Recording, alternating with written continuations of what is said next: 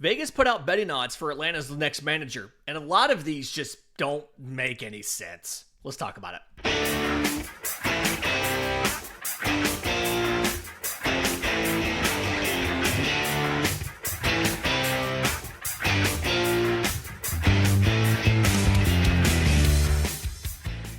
Yes, welcome on in to Braves Today for Tuesday, October 7th, your source for news, notes, and updates on your Atlanta Braves.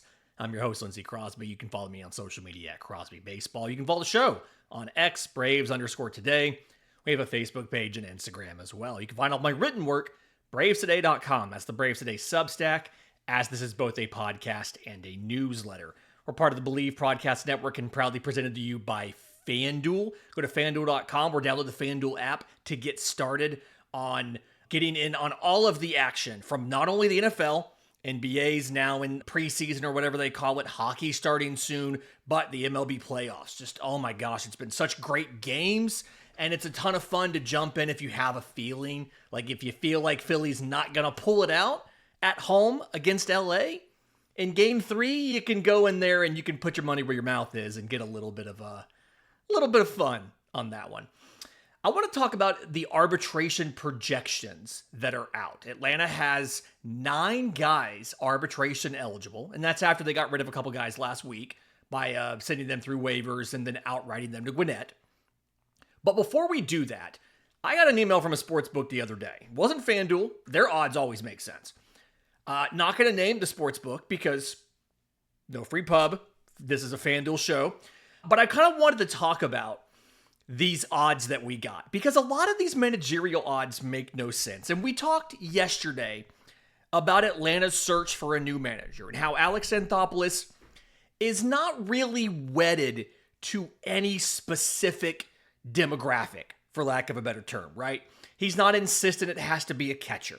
He's not insistent it has to be a guy with the Braves connection or a guy that's managed before. And some of this is being diplomatic, right? Some of this is just, we don't want to do anything that could potentially poison the well of potential candidates, right? But when you look at the actual list, a lot of these hires, if these guys are the hires, it'd have strong possibility of being a disaster. So let's talk about some of these guys. Those of you on YouTube, I'll throw the list up on the side of the screen. Those of you on audio, I'll make sure I say the odds with the names. We'll kind of go in order here on some of these. And this is an involved list. I mean, there is like 20-something names on here. But the absolute favorite, the number one odd, like best odds to be Atlanta's next manager, when I got this email late in the day on Sunday, I think it was Sunday, maybe it was Monday morning, Mark DeRosa at 3-1 odds. And listen, this would be a disaster for like 5 different reasons. I really hope that this doesn't come true. And when you think about this and why it kind of would be a disaster, there's a couple reasons why you could see this going poorly. And that's like with every guy, obviously, there can be issues. But there's a couple very glaring reasons that this could go poorly. I think reason number 1 is Mark DeRosa has zero MLB managerial experience. He doesn't have college managerial experience. He doesn't have assistant experience. The experience that he has is he coached Team USA in the World Baseball Classic to a silver medal a couple years ago. He's going to coach the next squad the next time they have the WBC. And it feels like if you legitimately expect the Braves to get back to playoff division World Series contention next year, how smart is it to hand off the reins to a guy that's never been a manager before? Never done it. Like, again, outside of the World Baseball Classic, he's never been the head guy. He's not even really been an assistant. He went from playing to MLB Network. And he knows a ton of ball. I'm not denying that. But it just doesn't seem like a very smart idea. Unless you surround him and that staff is full of incredibly experienced baseball men who have been in the dugout for decades and all of that. And if you're doing that, just give one of them the job. That's the Walt Weiss argument, right? Walt Weiss has been a manager before with the Rockies. It wasn't great, right?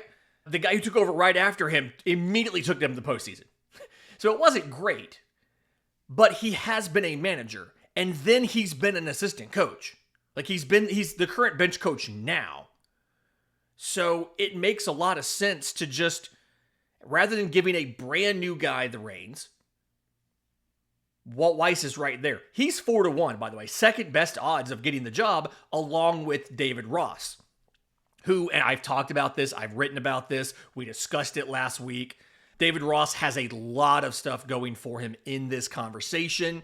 You do need to help him with bullpen usage, right? You do need to help him with deploying the bullpen the right way. And if you read the piece in The Athletic last week, he discussed how he learned a lot from his first stint in Chicago, and he plans to do some things a little bit differently. So maybe he'll be better at that. Same thing when it comes to Walt Weiss. I'm sure he learned some stuff from his first stint in the dugout. Mark DeRosa hasn't learned any of that stuff yet. More of the odds, a little confusing. Freddie Gonzalez at 6-1. Fourth best odds on this board.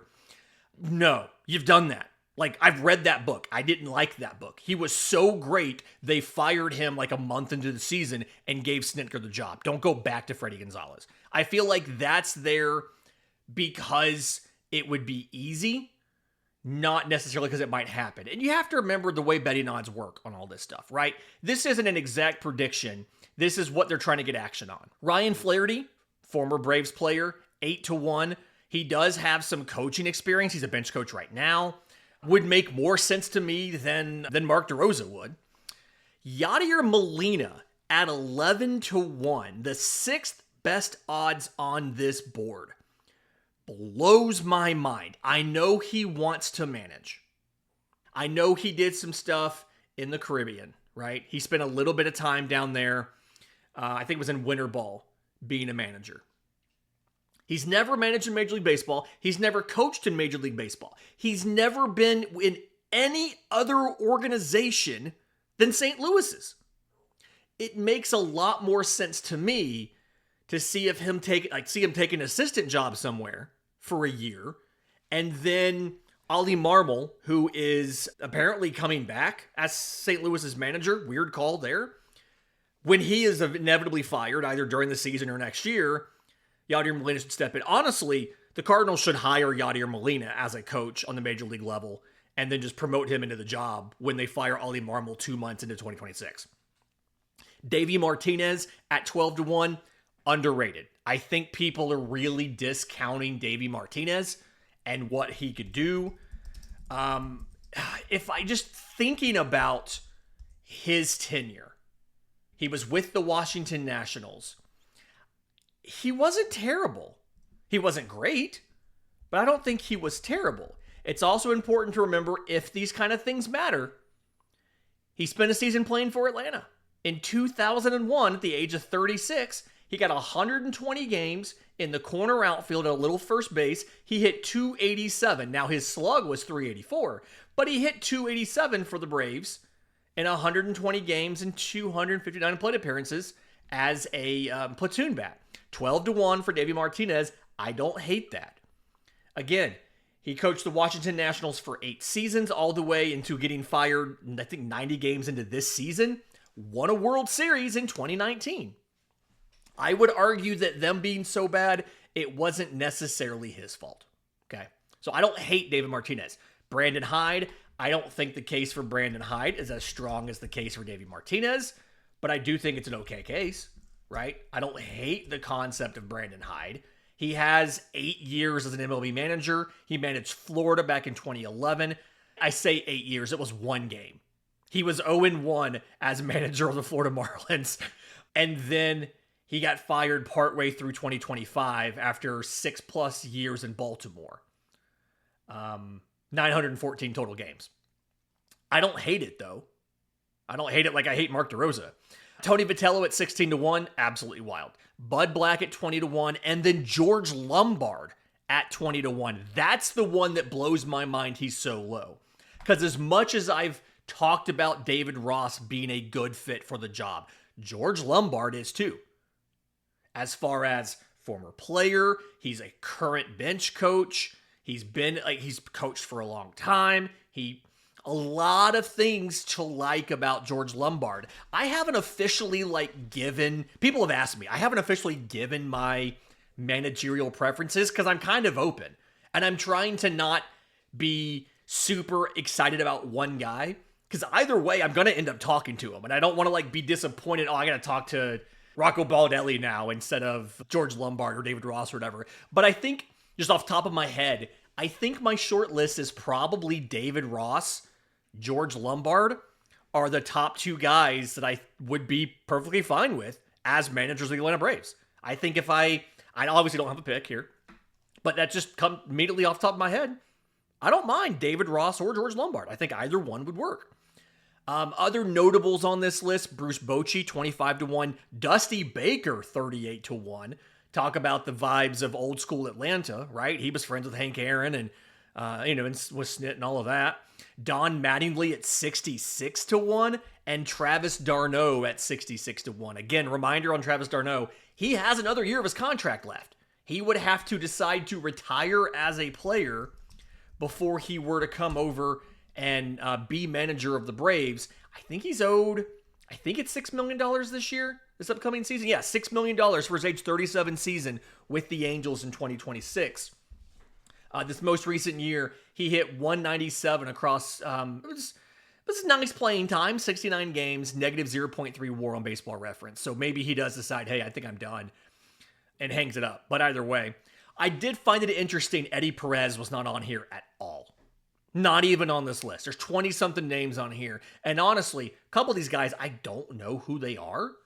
Off the top of my head, Danny Lehman, I can't think about who Danny Lehman coaches for right now.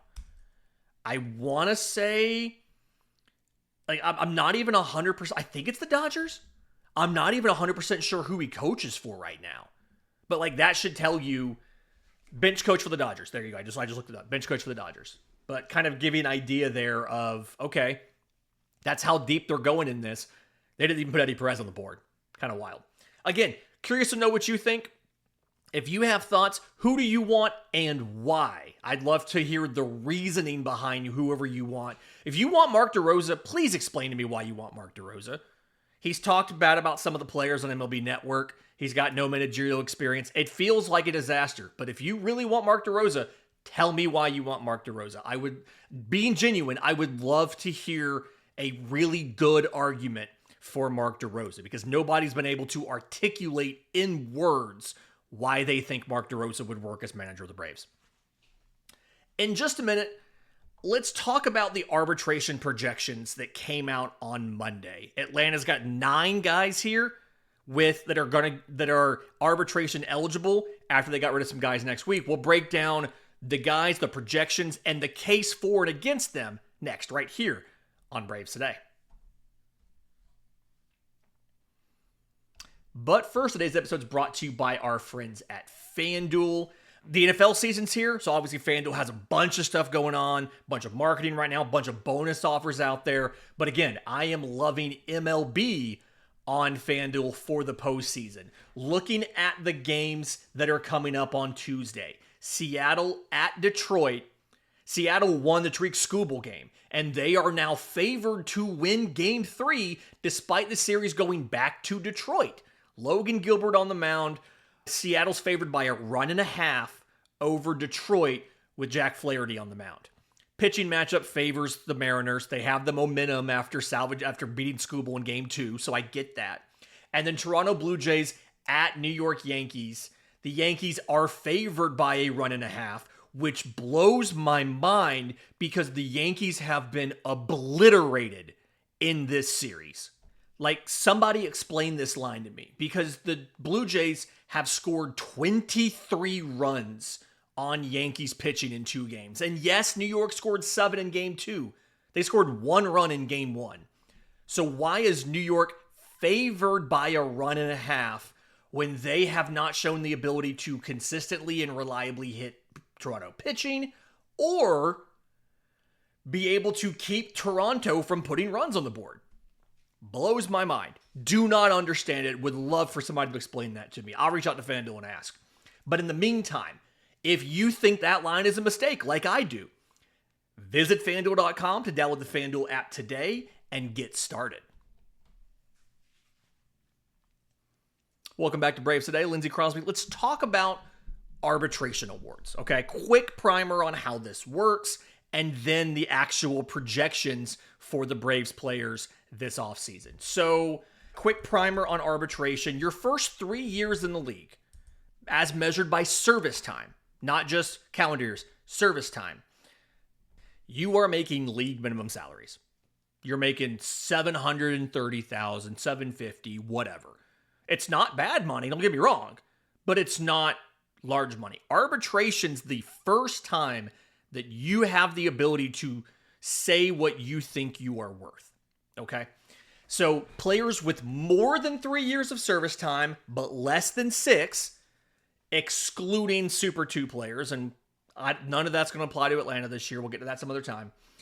You go to salary arbitration. And the way this works, if you do not have a deal with the team by the arbitration deadline, which is, couple dates here. The non-tender deadline is in November. If they're going to keep you around, they need to decide by then.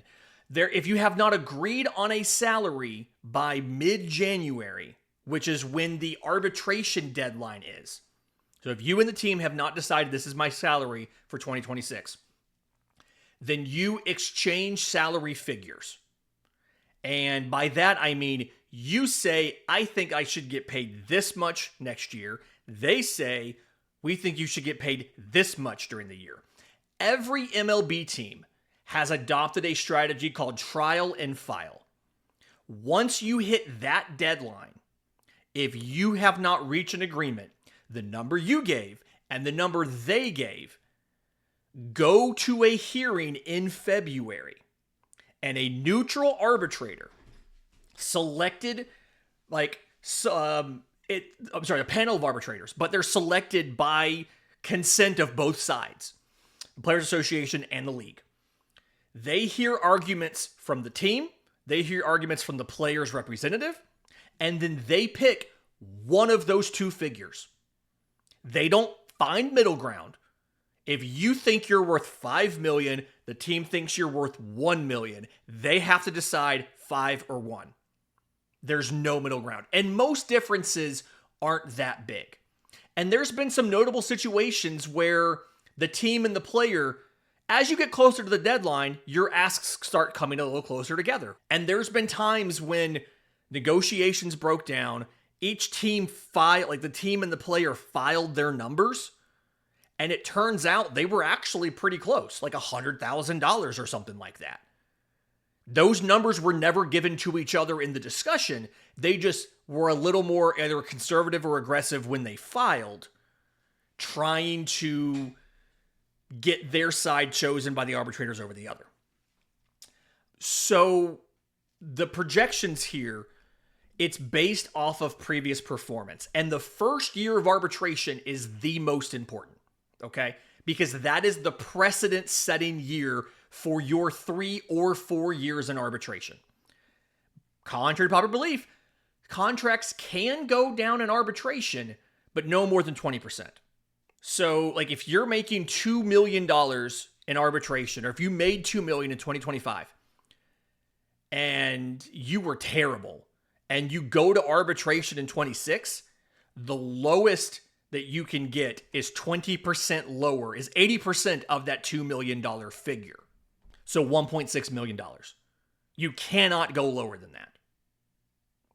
Now, in that situation, if you're bad enough where your contract probably drops by 20%, they might just not give you a contract at all. They might just non-tender you and send you to free agency. But point is, so we have projections for all 9 Braves players from MLB Trade Rumors. And the thing here, they use an algorithm. They're pretty accurate. They're not exact, obviously. They're pretty accurate on the ballpark of where the player's going to be. So it's 5 pitchers, 4 hitters. Let's go with the pitchers first. because I think all of these guys are a little bit different here. We'll do this in order of service time. Joel Payamps, the reliever they claimed off waivers from the Brewers in September, like September 22nd. 4 years, 117 days of service time. His projection is $3.4 million. I feel pretty confident the Braves are going to tender him a contract. Now, obviously, I don't know if he makes $3.4 million. I feel confident, though, that that's not an amount they're going to automatically say no to.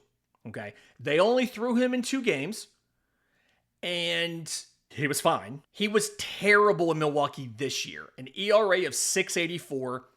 Now his fielded independent pitching was 4.54, right? So it was better.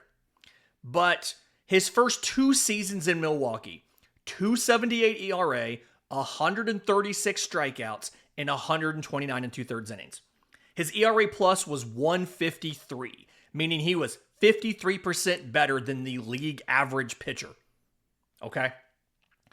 It feels pretty confident. Like, I feel pretty good at saying they want to bring him back, and they likely do bring him back. Now, the caveat here, and there's a couple guys this applies to.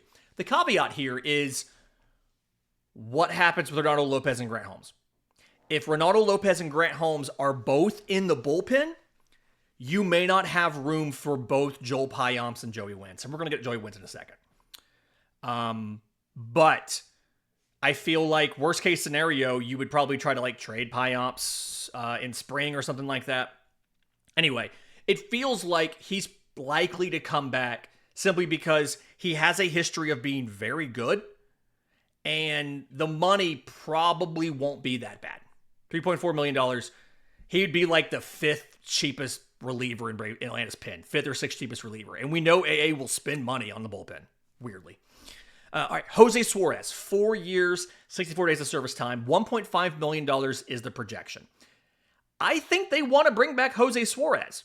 I don't think they want to bring him back on a major league deal for $1.5 million. He was okay in AAA this year. 3.53 ERA in AAA. He was okay in the bigs. 1.86 ERA in 19 innings, including 1 start where he looked pretty good. For his career, he has a 5.30 ERA and he is out of options. It feels like the thing here is he is back if he agrees to a minor league deal, and they probably pay him a little bit more than, league minimum. They probably pay him like $1 million to take a minor league deal and be able to bring him up as they need to. We'll see what happens there. Alek Manoah, 4 years, 63 days of service time, $2.2 million. I'm pretty confident he's back. $2.2 million is not a lot of money. He does not have a case to argue for a lot more. If he takes it to an actual hearing, he almost certainly loses.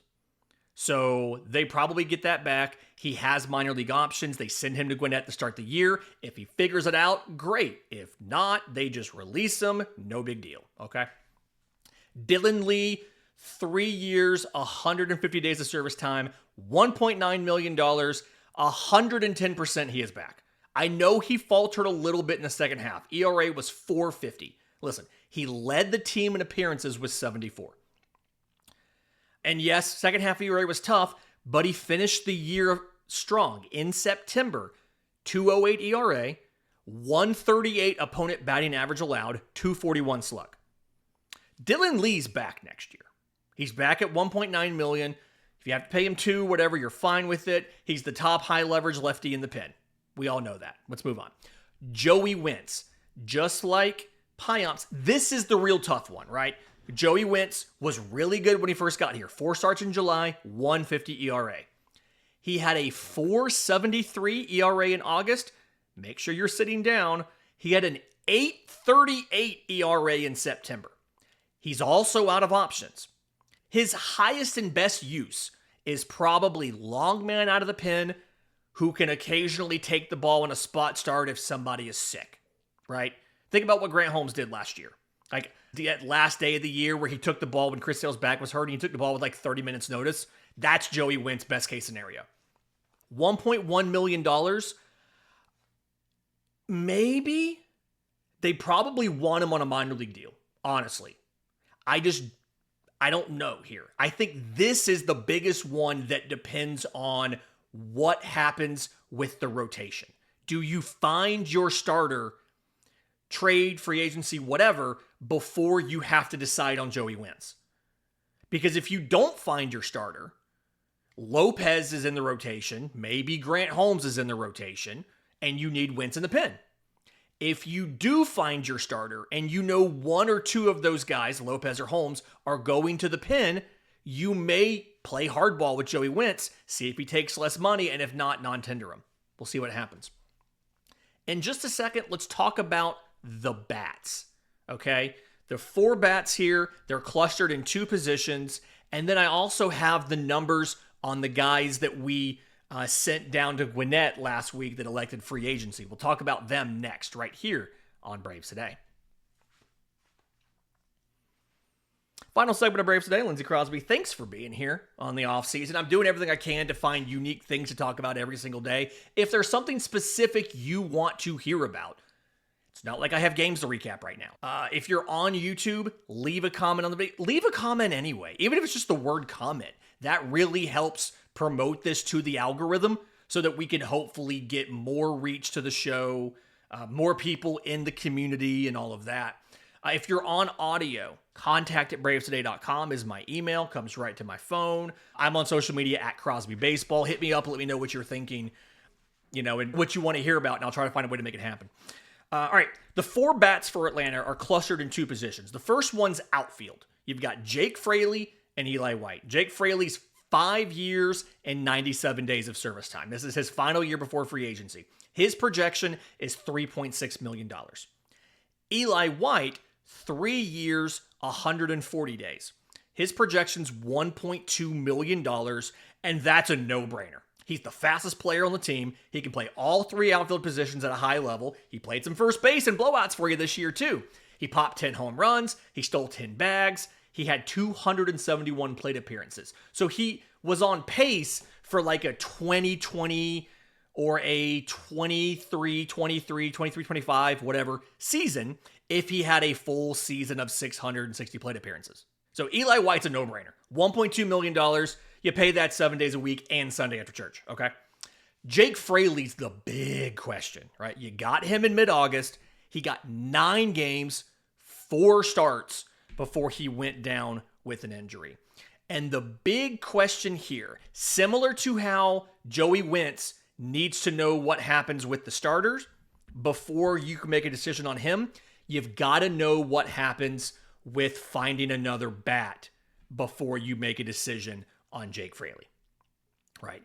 You heard AA yesterday of the right-handed hitting outfielder is the 4th of 4 priorities. That's not front burner, right? But do they still try to add either a utility bat that can play the outfield or a starting caliber outfielder that plays the corners that you can rotate Profar and Acuna into DH once a week, right? If you play 7 games in a week, Profar can get a DH day, Acuna can get a DH day, this dude can get 2 DH days, Drake Baldwin can get 2 or 3 DH days, and you can fill your DH role through giving guys off and finding a way to get Drake Baldwin's bat in the lineup. Okay? And then the first time an injury happens, Acuna, Profar, whoever it is, you've got this guy to step in. So if you sign that guy, you don't need to pay $3.6 million for Jake Fraley. They might not want to try paying Jake Fraley that money anyway. I don't see him making that much money from Atlanta either way. But how aggressive you are to try and keep Jake Fraley depends on, do you find that bat before you have to make a decision on Jake Fraley? And at his best, he's been an outfielder who could contribute for you. 23 and 24 in Cincinnati. He combined for 762 plate appearances, so just over a full season's worth of 660 is the projection for a full season worth of plate appearances. He hit 20 home runs in those 2 seasons with 41 stolen bases while hitting 267 with a 749 OPS. It's a 101 OPS plus, which is right exactly at average. But if you can get that version of Jake Fraley, that dude is good enough to be your 4th outfielder, that you don't hate the concept of having to put him in the field twice a week so that Profar or Acuna can DH. You don't hate that. That's perfectly fine. Eli White's still your utility man. Eli White's still your center field backup. He's still your pinch runner. You may give him some starts from time to time too. You don't hate that. The Jake Fraley, before he was let go by Cincinnati this year, who hit .232 with a .387 slug, that's maybe not the guy that you want full season. 67 games, he hit 6 homers. That's not the guy that you want. But do you take the 20 homer bat of a Jake Fraley when he stole 41 bags? That could be the guy you want. So that's what's hard about this, right? That's the complicated part.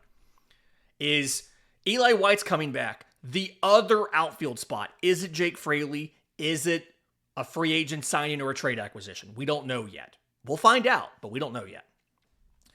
Other thing here, flip side, infield. Vidal Brujan and Nick Allen are here. So Vidal Brujan, 3 years, 14 days of service time, $800,000 is his projection.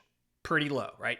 Nick Allen, 2 years, 164 days, $1.5 million.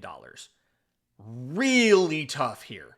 Okay? Brujan can play a bunch of positions. He was a former top prospect, and $800,000 is just barely over league minimum, where you don't even really care about this. Despite the fact he's a career 199 hitter with 5 home runs and 645 plate appearances over 5 years. He got 1 total season of plate appearances over 5 seasons in the bigs. But in 23 games with Atlanta, he was worth half a WAR on Baseball Reference. He played, he pitched for you twice. He played third, he played short, he played right. He did a bunch of things for you. The cost makes sense. Nick Allen played shortstop and a little bit of second base late, and that's it. $1.5 million, almost double what Brujan is. Now, that shortstop he played was very, very good, right? Nick Allen was a Gold Glove caliber shortstop for you. He also hit .221. It was a 53 OPS plus. And I'm not saying Vidal Brujan was a much better hitter, right? And for his career, he's a 54 OPS plus.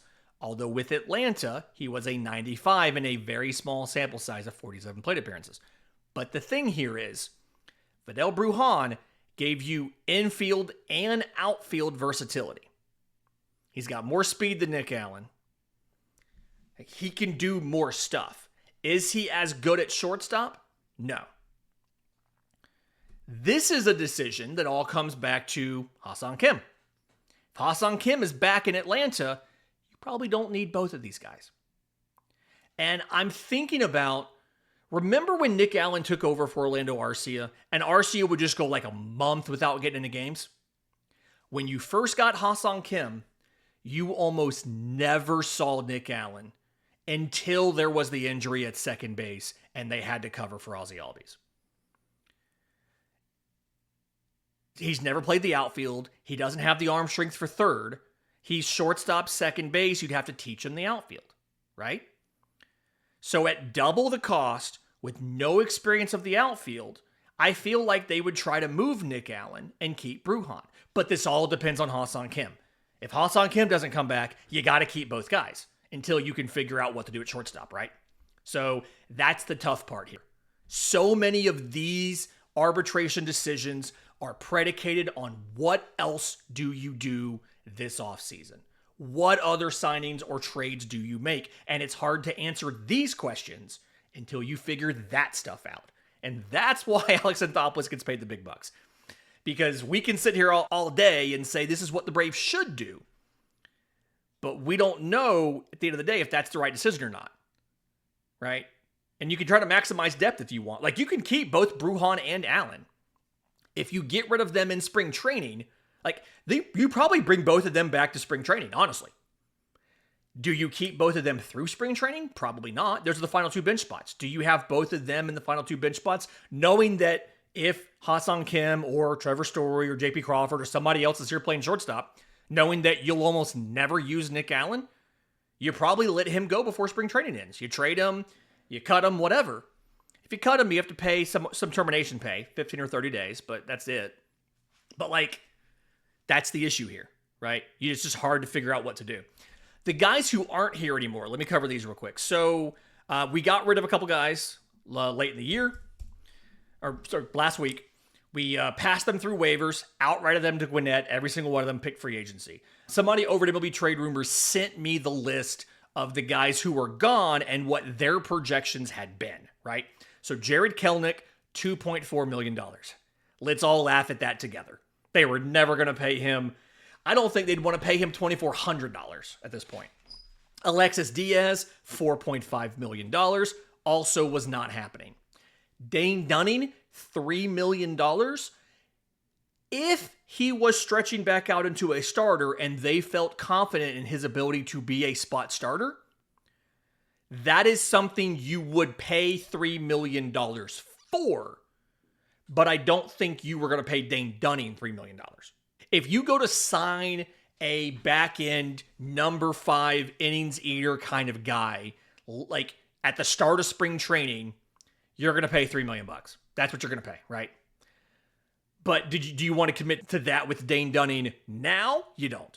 Luke Williams, $800,000. Another situation. The league minimum is like $780 for guys with 3 or more years of service time. Like, it's barely over league minimum. He elected free agency. I honestly think he'll be back. Everything I've heard about him, by the way, like in Gwinnett and stuff, super good dude, right? He's more open to like signing autographs and stuff when he's in Atlanta than Gwinnett. But like, I've heard good things for the most part about Luke Williams. Like, I would not mind if he's back. The bullpen would be better if Luke Williams was here, right? Let me know what you think. Am I off base in just thinking that it's hard to decide on any of those 9 guys until you know what's happening in free agency in the trade market? It's what it feels like. But either way, do me a favor. If you're listening on audio, a 5-star review with some kind words would be great. Could really use those right now. If you're watching on YouTube, subscribe to the channel, hit the notification bell. Either way, would you consider sending this to a friend? I would love to get more people in here to Braves Today throughout the offseason so they can stay up to date with what's going on with their favorite team. Until next time, this has been Braves Today.